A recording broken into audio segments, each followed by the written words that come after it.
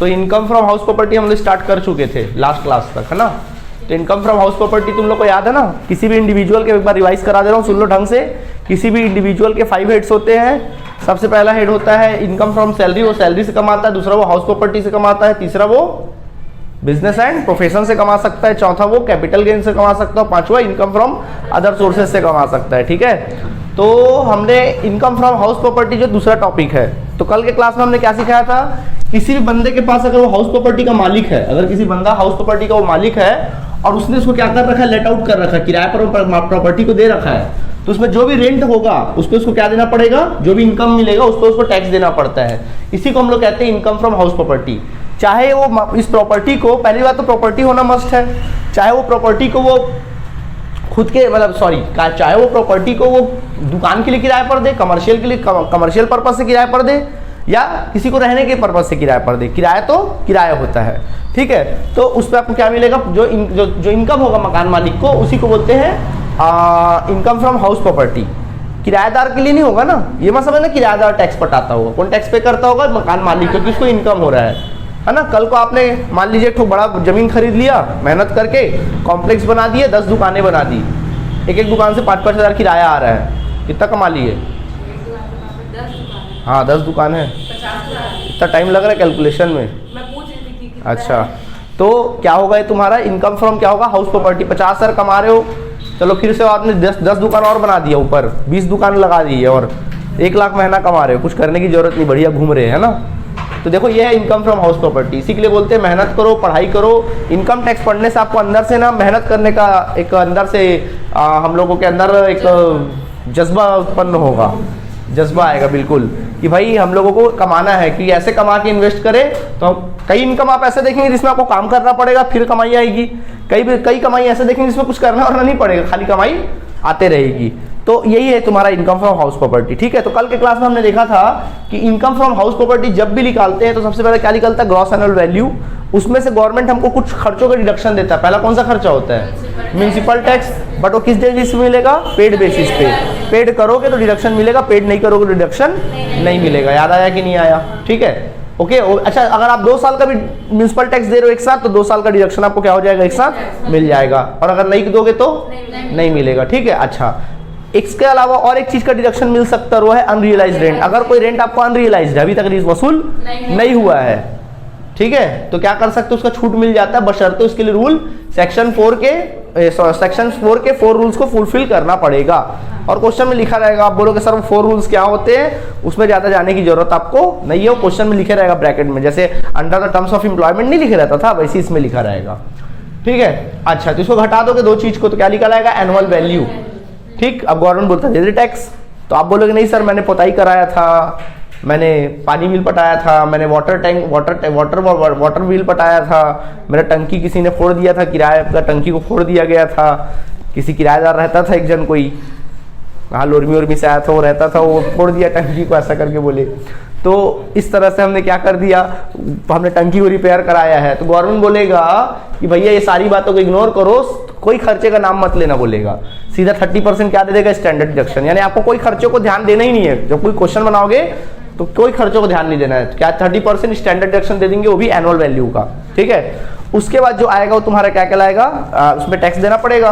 लेकिन उसमें और एक छूट मिलेगा, अगर आपने घर को बनवाने के लिए, प्रॉपर्टी को बनवाने के लिए, या रिपेयर कराने के लिए, या रिकंस्ट्रक्शन कराने के लिए, या कंस्ट्रक्शन कराने के लिए भी अगर आपने किसी प्रकार का लोन लिया है, तो उसका भी डिडक्शन आपको क्या हो जाएगा, वहां पे मिल जाता है। उस पर इंटरेस्ट दोगे तो, रीपेमेंट लोन का रीपेमेंट करोगे तो नहीं मिलेगा ना, इंटरेस्ट दोगे उस पर तो उसका डिडक्शन मिलेगा। किस बेसिस पे, ड्यू बेसिस पे। ड्यू बेसिस मतलब चाहे पे किए हो या ना किए हो, अगर वो पिछले साल का इंटरेस्ट है रिलेवेंट, तो उसका डिडक्शन क्या हो जाएगा, आपको मिल जाएगा, इनकम फ्रॉम हाउस प्रॉपर्टी आ जाएगी। समझ गए। ग्रॉस एनुअल वैल्यू कैसे निकालते थे भाई, आप तो बोल सकते हो, झूठ बोल सकते हो, हम पूछेंगे कितना किराया पाते हो, एक्चुअल में तुम्हारा प्रॉपर्टी कितना किराया पाते हो बोलेंगे, तो आप तो भी कॉमन सी बात है, 20 लाख पारी होगी तो आप 2 ही लाख बताओगी टैक्स से बचने के लिए, कम ही बताओगी, बोलेगी मैं कम पाती हूँ। तो गवर्नमेंट आपसे पूछने नहीं आता, आपसे सिर्फ पूछता है कितना पाती हो, आप बोलोगी सर मैं तो इतना किराया पाती हूँ, यानी एक्चुअल रेंट ले लेगा। और फिर गवर्नमेंट अपना एक्सपेक्टेड रेंट देखेगा, दोनों में जो ज्यादा होगा ना उसको क्या करेगा, ग्रॉस एनुअल वैल्यू मानेगा, उस पर टैक्स लगाएगा। आई बात समझ में। तो एक्सपेक्टेड रेंट कैसे निकालते हैं बताओ तुम ही लोग, म्यूनिसिपल वैल्यू और फेयर रेंट, वेरी गुड, चलो अच्छी बात है, आपने उस चीज को पढ़ा है। दोनों में कौन रहेगा, जो ग्रेटर रहेगा वही तुम्हारा एक्सपेक्टेड रेंट कराएगा। लेकिन अगर क्वेश्चन में क्या दिया हुआ है, स्टैंडर्ड रेंट दिया, तब क्या करोगे, काम थोड़ा बढ़ जाएगा। इन दोनों में जो सिलेक्शन हुआ रहेगा उसको यहाँ ले आओगे, जो भी सिलेक्शन हुआ होगा, चाहे वो म्यूनिसिपल वैल्यू हो या फिर फेयर रेंट हो, जो भी इसका सिलेक्शन हुआ होगा उसको यहाँ ले आएंगे। अब इन दोनों में क्या देखेंगे, जो कम रहा होगा, जो लेस रहा होगा, वही तुम्हारा क्या कहलाएगा, एक्सपेक्टेड रेंट। फिर कंपेयर कर लो। कुछ एक आध एग्जांपल हमने बनाया होगा, आपने देखा होगा और उम्मीद है आपने बनाया भी होगा। क्लियर है आप सभी को, पक्का मिटा दें, चलिए ठीक है। तो आज चलो एक आध क्वेश्चन देख लो तो ज्यादा बेहतर हो जाएगा, नए नए रूल देखने से अच्छा है। लाइए आपको बुक दिखाइए, आपको कुछ क्वेश्चंस कराते, लाइए दीजिए। चलो देखो क्वेश्चन देखेंगे आप सभी। इनकम फ्रॉम हाउस प्रॉपर्टी बहुत इजी है। कई बार बच्चे क्या करते हैं, सैलरी इतना पढ़ते हैं लेकिन जब एग्जाम में आता है तो इनकम फ्रॉम हाउस प्रॉपर्टी बना के आ जाते हैं, क्योंकि वो आसान पड़ता है ना, इस वजह से। चलो देखो,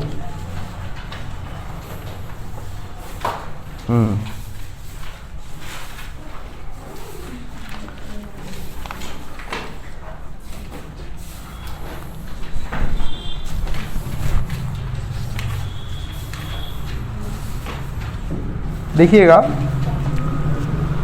हम आपको बताते हैं क्वेश्चन नंबर 2। देखिए क्वेश्चन नंबर सेकंड देखिए, अगर हम क्वेश्चन नंबर 2 बताएंगे तो आप लोगों से क्वेश्चन नंबर 1 बड़ी आसानी से बन जाएगा। देखिए क्या लिखा 2 में, ध्यान दीजिएगा अपने बुक से। क्वेश्चन नंबर 2 में देखो भाई, 2 में क्या लिखा है देखें। हाउस प्रॉपर्टी का क्वेश्चन नंबर 2 है, कहता है mister A is the owner of house. Mister A जो है वो हाउस के क्या है, ऑनर है। एक ऑनर हाउस के क्या है, ओनर है। इन दिल्ली, दिल्ली में है, ठीक है। सैलरी का कितना % लोगे, अरे वो लोग सर यार सैलरी थोड़ी ना पढ़ रहे हैं, या तो हाउस प्रॉपर्टी पढ़ रहे हैं, कहाँ सैलरी आ जाए, कहीं भी रहे मकान, उससे मतलब नहीं है, नहीं तो पता चला दिमाग में वही बैठा हुआ है। Mister A is the owner of house in Delhi. Delhi mister A जो है हाउस के ऑनर है, बोल रहा है कि मिस्टर ए जो है वो एक हाउस के क्या है, ऑनर है, ठीक है, ये बोलता है, वो भी दिल्ली में होने दो। आगे कहता था construction of the property was completed on 30 नवंबर 2013। उन्होंने घर का जो कंस्ट्रक्शन कराया, सुनो ना, घर का उन्होंने कंस्ट्रक्शन कराया 30 नवंबर 2016 को कंस्ट्रक्शन कराया। तुम लोग मालूम इसको बोलते हैं कंस्ट्रक्शन पीरियड, बोलते हैं कंप्लीटेड ईयर। क्या बोलते हैं इसको, जब भी जिस दिन को कंस्ट्रक्शन कराया उसको अपन क्या बोलते हैं, कंप्लीटेड ईयर। तो आप डेट वेट को ध्यान मत देना, आप सीधा लिखना कंप्लीटेड ईयर। आपको मतलब है कंप्लीटेड ईयर से कौन से सेशन में कंप्लीट हुआ है, आपको मतलब है कंप्लीटेड ईयर से कौन से सेशन में कंप्लीट हुआ है। तो देखो क्या बोल रहा है, कौन सी तारीख को कंप्लीट हुआ है, 30 नवंबर 2016, नवंबर 2016। डेट वेट कोई मारो गोली, नवंबर 2016 बोलो, सेशन बोलो, कौन सेशन में हुआ, 16-17। आपको मतलब है किससे, 16-17, मतलब 16-17 साल में वो कंप्लीट हो गया घर बनकर। ये आपको निकाल लेना जब भी ऐसा रहे, तो दिमाग में बैठा लो, इसको जो मेन कंटेंट है उसको निकाल लो। आगे लिखा है the property consist of 4 units. बोल रहा है कि प्रॉपर्टी जो 4 हिस्सों में बटा हुआ है, जो प्रॉपर्टी है ना वो 4 हिस्सों में बटा हुआ है, 1, 2, 3 और 4। ये प्रॉपर्टी 4 हिस्सों में बटा हुआ बोलता है, ठीक है। आगे देखें, बोलता है actual rent receive for each unit is 48,000 rupees per annum. बोल रहा है कि हर एक यूनिट से, ईच यूनिट से 48,000 रुपीज क्या होता है, पर एनम, साल भर का रेंट वसूल होता है। तो एक यूनिट का 48,000, तो इसी 4 यूनिट है इसी, तो कितना वसूल होता होगा, मल्टीप्लाई कर दीजिए, 48,000 इंटू 4 कर दीजिएगा, 1 लाख कितना आ जाएगा, 92,000। ये है यानी एक्चुअल में जिसको रेंट वसूल होता है, इससे पता चलता है जो साल भर का एक्चुअल रेंट है वो कितना मिलता है उसको, 1,92,000। समझ आया कि नहीं आया, पूरी प्रॉपर्टी से 1 लाख कितना मिलता है, 92,000। आगे देखें, इसके बाद आगे कहता है standard rent of the property under the Delhi control act is 2,20,000। जो स्टैंडर्ड रेंट था वो कितना था, 2,20,000। उसके बाद अपन को कहता है municipal valuation of the property is 1,65,000। जो प्रॉपर्टी का म्यूनिसिपल वैल्यू था, शॉर्ट में लिखूं चल जाएगा ना, 1 लाख कितना था, 65,000 रुपए था, ये बोलता है म्यूनिसिपल वैल्यू। एंड देन फिर बोलता है rent of a similar property in the same locality is 2 lakh. इसी प्रकार की प्रॉपर्टी का उसके सिमिलर लोकल में जो रेट है वो कितना है, 2 लाख। क्या बोल रहा है इसको, फेयर रेंट। फेयर रेंट क्या ये, बोल रहा rent of the similar property in the same locality, मतलब उसी प्रकार की प्रॉपर्टी का उसके लोकल एरिया में क्या रेट है, 2 लाख सेम, तो उसको बोलते हैं फेयर रेंट। क्या कहेंगे, फेयर रेंट। उस प्रॉपर्टी का फेयर रेंट कितना है, 2 लाख है स्टूडेंट्स, ठीक है, कितना है, 2 लाख है। आगे देखें, municipal tax paid for the property is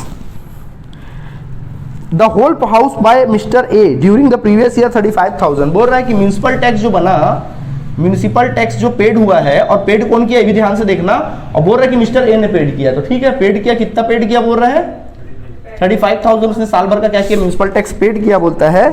3 units are let out for residential purpose, बोरा 3 यूनिट जो है रहने के लिए किराए पर दिया गया था, एंड 1 फॉर प्रोफेशनल पर्पस, और एक यूनिट उसने प्रोफेशनली किसी को दे दिया था बिजनेस चलाने के लिए।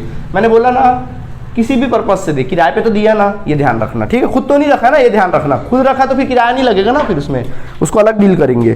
Find out the annual value of property of the assessment year, आपको असेसमेंट ईयर का एनुअल वैल्यू निकालना है, समझ में आया? बढ़े आगे, ठीक है। तो इस प्रकार से इनकम फ्रॉम हाउस प्रॉपर्टी निकालें। चलो ज्यादा कुछ नहीं करना, पहले अपन को लिखना है ऊपर हेडिंग में, क्वेश्चन नंबर कितना है 2 है, तो ऊपर लिखेंगे कंप्यूटेशन ऑफ, ऊपर हेडिंग लिखना है computation of income from house property, ऊपर हेडिंग लिखेंगे computation of income from house property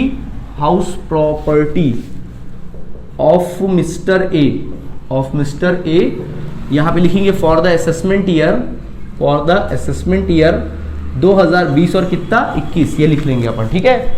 ये जगह थोड़ा मैं वर्किंग नोट के लिए रख लूँ तो ज़्यादा अच्छा रहेगा। यहाँ पे मैं लिखता हूँ, हाँ आप चाहो तो टेबल बना के बना सकते हो या फिर डायरेक्ट भी बना सकते हो, टेबल बना के बनाए वो ज़्यादा अच्छा रहेगा। चलो टेबल बना के बना लेते हैं, सीधा आदत बना लो, ज़्यादा अच्छा है। 2 कॉलम बना लो, एक इनर कॉलम बना लो, एक आउटर कॉलम बना लो। ऊपर लिखो ग्रॉस, पहला अपन क्या लेते हैं, ग्रॉस एनुअल वैल्यू, क्या लेते हैं, gross annual value. First of all लेते हैं ग्रॉस एनुअल वैल्यू।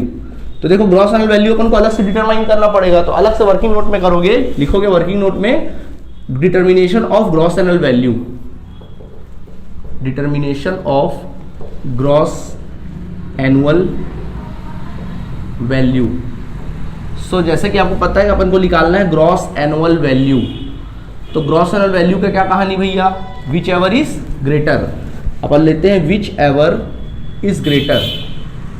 ये 2 चीजों में जो सबसे ज्यादा होगा वो हमारा ग्रॉस एनुअल वैल्यू होगा। नंबर 1 एक्चुअल रेंट, नंबर 1 डाल लो एक्चुअल रेंट और दूसरा डाल लो एक्सपेक्टेड रेंट, नंबर 2 डाल लीजिए expected rent, okay. Actual rent और दूसरा क्या लिख लेंगे, एक्सपेक्टेड रेंट, ओके। इस प्रकार से लिख लेते हैं। अब देखिए विच एवर इज ग्रेटर हो गया, एक्चुअल रेंट और क्या ले लेंगे अपन, एक्सपेक्टेड रेंट ले लेंगे, ओके ठीक है। तो एक्चुअल रेंट तो अपन को क्वेश्चन में दिया, बताओ एक्चुअल रेंट कितना है, 1,92,000 बोलो ना, 48,000 पर एनम, थोड़ा वर्ड को ध्यान रखना, पर एनम पर मंथ ध्यान रखना। तो 1,92,000 एक्चुअल रेंट है, ठीक है। आप लोग को एक्सपेक्टेड रेंट चाहिए, तो एक्सपेक्टेड रेंट अगर आप लोग को निकालना तो कैसे निकालना पड़ेगा, विच एवर इज, यहाँ लिखना पड़ेगा which ever is greater, which ever is greater. 2 चीजों में जो ग्रेटर होगा उसको लेंगे अपन लोग। तो नंबर 1 अपन लेंगे क्या, म्यूनिसिपल वैल्यू, शॉर्ट में लिख दो चलेगा, कितना रुपए म्यूनिसिपल वैल्यू देखो, और यहाँ पे लेंगे फेयर रेंट, बोलो फेयर रेंट कितना है, 2 लाख। दोनों में ग्रेटर कौन है बताओ, 2 लाख ग्रेटर है। क्या यहाँ स्टैंडर्ड, अगर 2 लाख है, अगर स्टैंडर्ड रेंट नहीं होता सीधा क्या हो जाता, यही एक्सपेक्टेड क्या लाता, लेकिन यहाँ पर क्या हो गया, फेयर रेंट में 2 लाख क्या हो गया, और स्टैंडर्ड रेंट भी दिया है, तो थोड़ा काम बढ़ जाएगा। आगे अपन क्या देखना पड़ेगा, विच एवर इज लेस देखना पड़ेगा। जो जिसका सिलेक्शन यहाँ से हुआ उसको अगले राउंड में ले जाओ, ये इंडियन आइडल के अगले राउंड में चला गया ये, ठीक है। कितना, 2 लाख। और दूसरा क्या है, स्टैंडर्ड रेंट है, क्या है, स्टैंडर्ड रेंट है। बोलो स्टैंडर्ड रेंट कितना दिया है, बोलो 2,20,000। अब मुझे बताइए दोनों में कम कौन है, 2 लाख कम है भैया, तो हो गया इसका सिलेक्शन, ये बन गया इंडियन आइडल, ठीक। 2 लाख नहीं, अगला राउंड भी है, लास्ट राउंड भी है।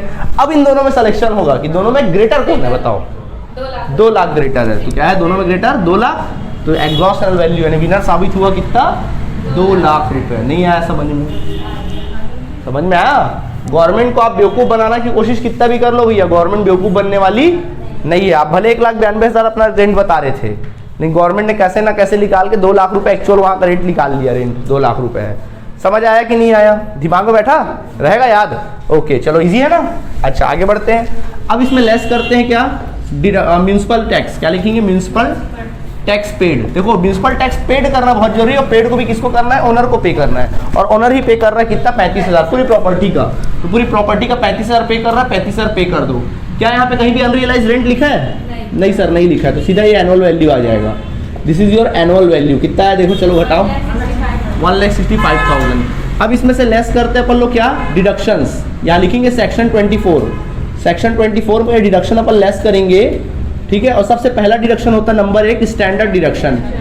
गवर्नमेंट बोलता है कोई खर्चे का नाम मत लेना, सीधा क्या ले लो, 30%। अब इसमें तुम बना लो बचा लो, तुम देखो तुम्हारा मैटर है। 30% of annual value, always annual value का कितना परसेंट, 30%। 30% निकाल लो, 1,65,000 का कमाल, 49,500। इसके अलावा और एक डिडक्शन होता है जिसको अपन इसको बोलते हैं सेक्शन 24A, इसको कहते हैं सेक्शन 24A कहते हैं, और इसे कहते हैं सेक्शन 24B कहते हैं। अगर आप चाहो तो लिख सकते हो, नहीं भी लिखोगे तो चल जाएगा। क्या बोलते हैं इसको? Interest on loan. क्या उसमें लिखा कहीं भी कि घर को बनाने के लिए लोन लिया गया? नहीं सर, कहीं भी नहीं लिखा, देख लो। पैसे वाला आदमी खुद अपने मेहनत से बनाया, ठीक है। तो क्या लेंगे? नील। तो 49,500 को छूट दे दो उसको। बताओ 1,65,000 में घटा लो। 1,15,500, ठीक है। ओके, क्या लिखेंगे? Income from house property. आ गया taxable income from house property. ये तुम्हारा आंसर क्या हो गया? निकल आया। कितना आसान है, सैलरी से तो कहीं अच्छा है। सही बात है। चलो देखो आंसर आया, देखो लेकर आ गया आंसर ना। कहाँ आया है? ये वाला आया होगा, उसमें क्वेश्चन बोला है, क्वेश्चन बोला है एनुअल वैल्यू निकाल लें करके, हम पूरा कंप्लीट निकाल के दिखा दिया आपको, ठीक है। जल्दी से नोट कर लीजिए।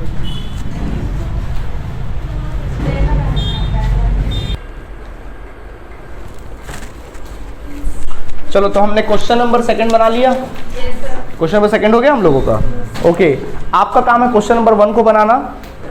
क्वेश्चन नंबर 2 आपको बनाना पड़ेगा। 2 में आपको ज़्यादा नहीं, आपको सिर्फ एनुअल वैल्यू निकालना है 2 में। तो 2 में देखो अलग अलग प्रॉपर्टीज दी है A B C D करके। हाँ 3 बनवाए क्या? मैं नहीं बना, 2 बनवा लिया, 2 3 बोल रहा हूँ मैं। 3 में देखो A B C 4 प्रॉपर्टी दी हुई है, 5 प्रॉपर्टी, जिनसे 4 प्रॉपर्टी दी है A B C। तो 4 कॉलम बना के आप बना सकते हैं। 4 कॉलम बना लेना, सिलेक्शन कर लेना। ग्रॉस एनुअल वैल्यू के लिए भी ऐसी कॉलम बना लेना, अलग से वर्किंग नोट में कॉलम बनाना। ABC जो भी सिलेक्शन होगा उसको आगे बढ़ाते जाना, आ जाएगा, ठीक है। तो 3 आपको बनाना है, क्योंकि एक बार हो सकता है मेरे ख्याल से एग्जाम में दे दिया था 3 ऐसी सिंपल टाइप का भी। कई बार अपन क्या करते हैं, हार्ड से हार्ड क्वेश्चन बना के जाते तैयारी करके, और आ जाता सिंपल वाला, वहाँ हड़बड़ा जाते। तो ऐसी गलती ना करना। तो आप लोग पूरा सिंपल भी बनाइए और हार्ड भी बनाइए। तो आपका काम ये है कि आप लोग क्वेश्चन नंबर 3 तक बना लीजिएगा, ठीक है।